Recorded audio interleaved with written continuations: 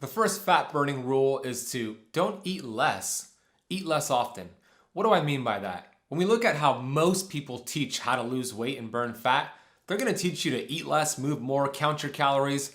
Don't count your calories, count your blessings. Look, when we talk about calorie counting, that fails 99.9% of the time. Do calories matter? Yes. Are they important?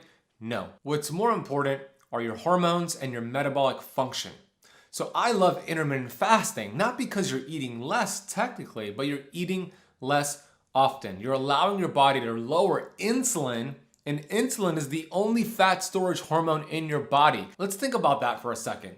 Over 600 hormones in your body, but only one stores fat, and that hormone is insulin. Now, I'm not saying insulin is the bad guy and we need to avoid insulin all the time, but when insulin is around too often, like when you're eating too frequently, even if you're lowering your calories, you're gonna be in a fat storage state. The average American is eating 17 to 23 times per day.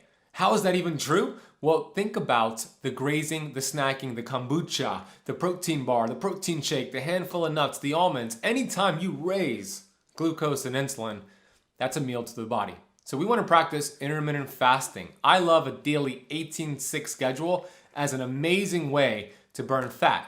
That means out of a 24-hour period, 18 hours, you're in the fasted state. You're having water, sea salt, and electrolytes. You're not raising insulin. You're not eating any meals or snacking. Then you have a 6-hour eating window. 12 to 6 p.m. seems to be the most optimal range, but it could be whatever is better for your schedule. 12 to 6 you're eating, 6 p.m. to 12 p.m. the next day, you're fasted. The second rule to never break is to make sure you're controlling the insulin switch. I already explained what insulin does to store fat, but let's talk about now when you are eating, what are the best foods to lower insulin and allow you to burn fat? Out of the 3 macronutrients out there, we have protein, we have fat, we have carbohydrates. Carbohydrates will spike insulin more than any of the other macronutrients. Now, of course, it depends on what kind of carbs you have to the amount of how much insulin is being spiked, but carbohydrates will spike insulin more than any other macronutrient. Protein does have an insulin effect, but it's what's called a phase 2, and it's nothing to actually fear.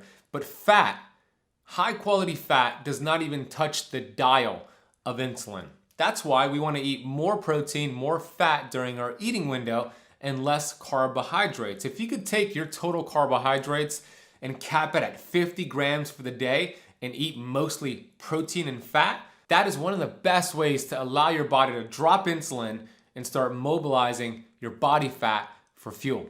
I have 3 more rules for you to follow, but before I do, I want to introduce myself. My name is Ben Azadi. I'm the best-selling author of 4 books, the founder of Keto Camp. Here at Keto Camp, we're on a mission to educate and inspire 1 billion people. If we're just meeting, please consider hitting the subscribe button. The next tip is to get at least 7 hours of quality sleep every single night. And specifically, get about 1.5 hours of 2 hours of deep delta sleep.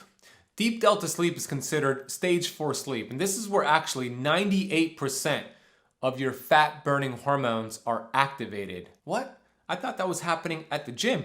I thought that was happening at my CrossFit workout. Not necessarily. It's happening during stage 4 sleep. So when you get enough stage 4 sleep, you're gonna allow your body to really ramp up fat burning and get the results you want. So how do you know how much delta sleep you're getting? You gotta use a sleep tracker. I use this right here called the Oura Ring. There's also a Whoop Band, the Fitbit, the Apple Watch, but make sure you're getting about 1.5 hours to 2 hours of quality deep sleep, but a total of 7 hours of sleep. The next tip is to build muscle. And when I say build muscle, I don't mean become a bodybuilder or a CrossFitter. I mean put on some lean muscle. Think of muscle as calorie absorbers.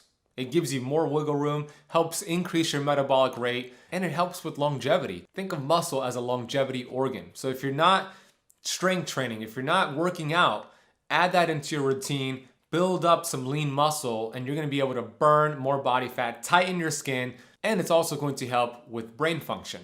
Something I would recommend as well, after you're done with your strength sessions, with your workout, add in a 30-minute walk, because during the workout, you're releasing fat cells into the bloodstream, and then when you add some light cardio at the end, you get to burn that fat. So if you're not adding walking to the end of your strength training workouts, add it right now. The 5th rule is to always change things up.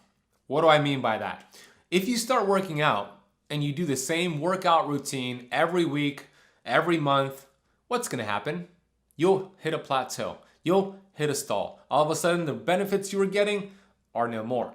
So all the smart personal trainers and fitness coaches like GC3 Fitness, they all know change up the routine, keep the body guessing, and let's continue getting those results. Same thing with your eating schedule, your fasting schedule, your workout schedule. Always change up the foods you're eating. If you're doing keto, practice keto flexing, which I teach about in my book, Keto Flex.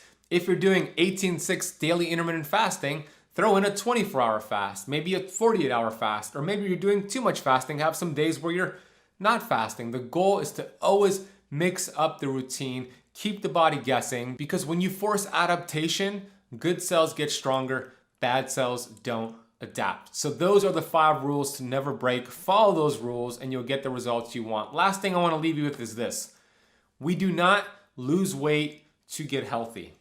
We get healthy to lose weight. So all the tips I shared with you today is going to teach your body to get healthier, to teach your hormones to be more sensitive, to reduce inflammation at the cellular level. And as a result, you start to burn fat, you start to lose weight, and you keep it off. So don't focus so much on the scale, focus on the health and follow these 5 steps and you're gonna be on your way to all the results that you desire. If this video was helpful, please consider hitting the thumbs up button and subscribe to the channel if you haven't done so already. If you haven't seen this video on the screen talking more about fat loss, go check it out and I'll see you in that next video.